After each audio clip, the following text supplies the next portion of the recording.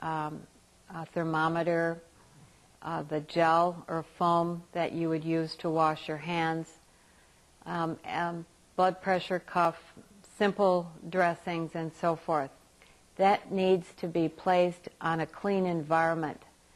In the home, you might put it on a newspaper or some paper toweling rather than put it directly on a chair, because you will be taking that medical bag back out of the home with you, and you do not want to carry the germs from one home to another. Care for food properly when you're working in the home. That means wash fruit and vegetables before serving them, and store food at the correct temperature. Always dispose of tissues and other waste in receptacles. Wear utility gloves when cleaning environmental services, and don't allow things to become cluttered and accumulate. Safety hazard prevention is another important part of home health nursing. Caution the patient against smoking, especially in bed or when oxygen is in use. Never use extension cords or other electrical cords if they are frayed. Check the water temperature always before using them on a patient. Remove any loose scatter rug to prevent falls from occurring. Report any equipment that needs repair. Things such as broken handrails, walkers, unstable chairs, or wheelchairs need to be reported. And lock up any chemicals, medications, or other items if the patient is at all disoriented. Emergency care is another important aspect of the home visit. The information about any emergency care will be provided by the nurse, or you will be made aware of by the nurse. Things such as if the patient is to wear a medical alert bracelet or a medical alert necklace. Maybe they have an allergy to dust or penicillin, or maybe they are a diabetic. That's good information that the nurse would make you aware of. You would also receive information from the nurse whether or not the patient had an advance directive. If you recall, an advance directive is a document that expresses the patient wishes in case he or she would become incompetent. Also, you would be made aware of any special storage place in the home for important medical information and papers.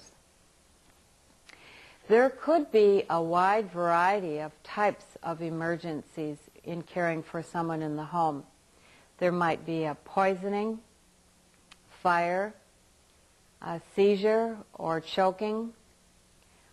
The patient might fall and break a bone.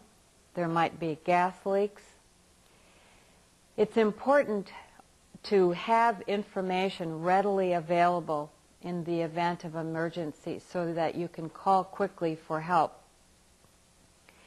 Have emergency phone numbers near the phone. That means the ambulance, hospital, police and fire department, and key family members that should be alerted.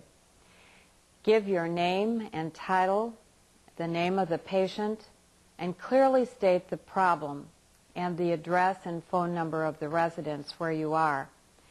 State the condition of the patient and always remain with the patient until help can arrive. Time management skills are very important for completing care within a certain amount of time, as you will have several patients in the course of a day. All will be expecting to have their care given at certain specified times.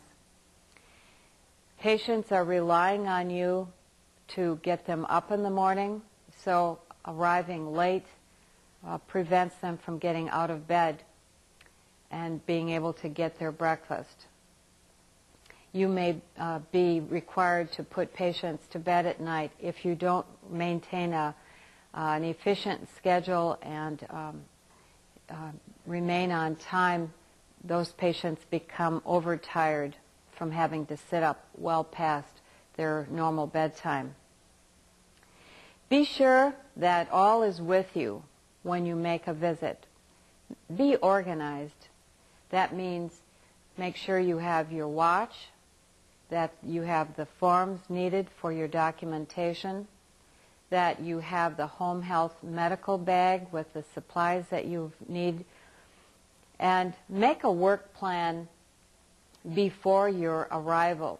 For example, maybe you'll decide that you're going to assist the patient with a shower and then do range of motion following that so that their limbs may be limbered up from the warm water running over them in the shower.